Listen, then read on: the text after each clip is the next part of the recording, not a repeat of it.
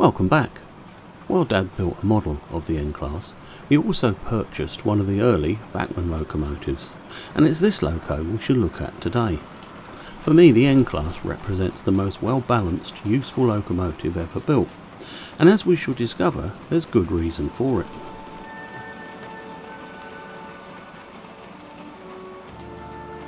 To start off with, here is the N-Class number 1821, pulling a nice train of southern region local coal traders' wagons. A far cry from the blandness of rolling stock from later years. As a little contest, see how many traders you can spot and name, and pop your answers in the comments.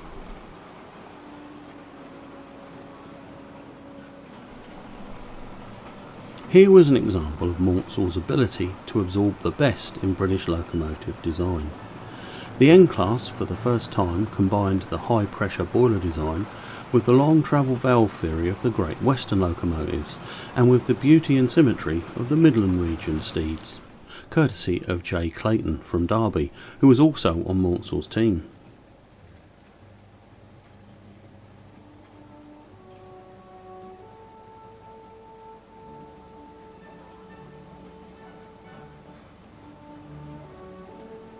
Designed for ease of servicing and maintenance, achieved with 2 outside cylinders and a proven Welshart's valve gear.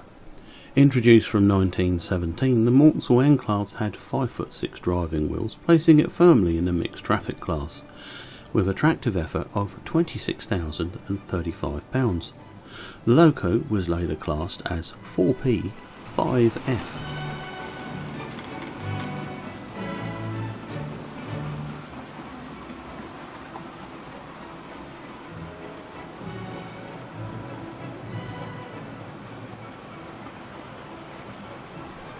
The N-Class was designed by Richard Maunsell, Chief Mechanical Engineer of the South Eastern and Chatham Railway at the time in 1914.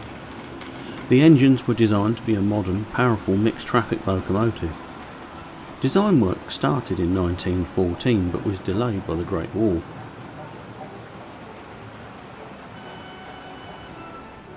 The first prototype did not emerge from Ashford until July 1917. And this design was heavily influenced by Great Western thinking due to the recruitment by the South Eastern and Chatham Railway of Harry Holcroft from Swindon, who suggested the 260 wheel arrangement would allow the class to run on the poor quality track in North Kent. The government adopted the standard class idea and selected the N to be produced by the former munitions factory at Woolwich Arsenal, instead of closing the factory once its wartime function was no longer required. So the Ns were to be the first standard class.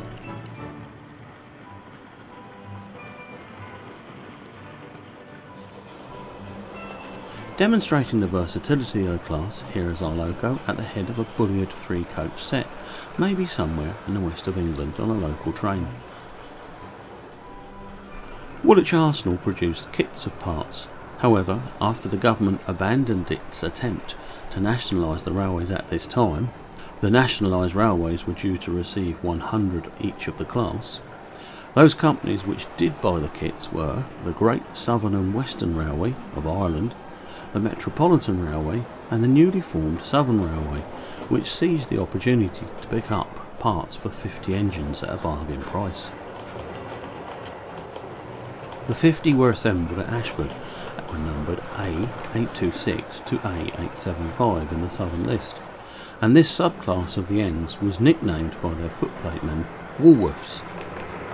Number A866 was put on display at the British Empire exhibition at Wembley from May to November 1925 as Southern Railway number 866.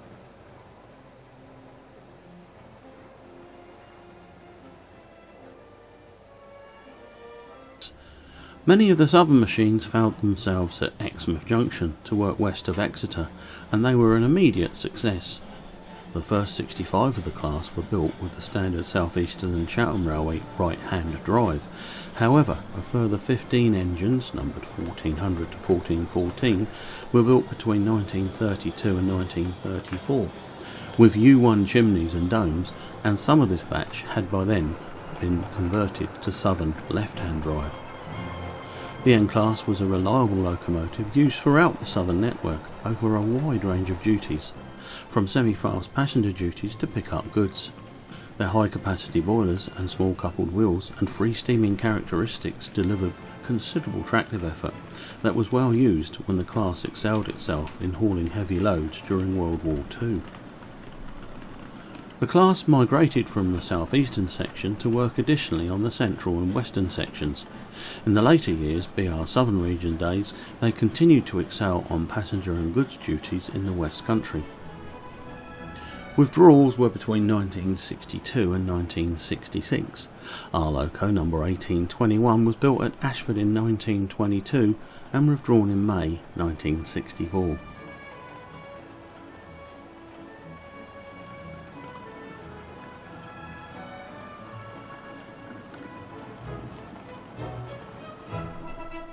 Now we've taken a detailed look at the N-Class, how about we take in some of that Midland beauty I spoke about?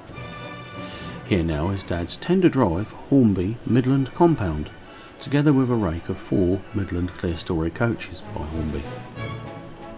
While we watch this amazing loco and train, here is some history. Midland Railway number 10,440 Compound was designed by S.W. Johnson and built at Derby in 1902.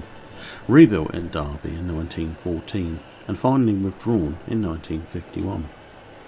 They were built with a 3-cylinder compound arrangement, but afterwards 5 were built by Johnson's successor, Richard Dealey, who modified the design to produce a more simplified version. The use of compound locomotives in the UK was never as widespread as it was in other countries, but 45 were built by the Midland Railway, and a further 195 for the London, Midland and Scottish Railway after grouping. Number 10,000 was the first original locomotive that Johnson designed. Number 10,000 was retained in post-grouping condition as the locomotive ran as part of the LMS. Number 1000 was set aside for preservation after withdrawal in 1951 and restored in 1959, close to its 1914 condition. Painted in Midland maroon livery, running enthusiast specials until placed temporarily at Clapham Transport Museum. What is a compound locomotive? They had 1 high-pressure cylinder inside the frames and 2 low-pressure cylinders outside. This required high-pressure and low-pressure valve gear. Amazing, eh? There's a great video all about number 1000 that I think you'll like. I'll put a link to it at the end of this video.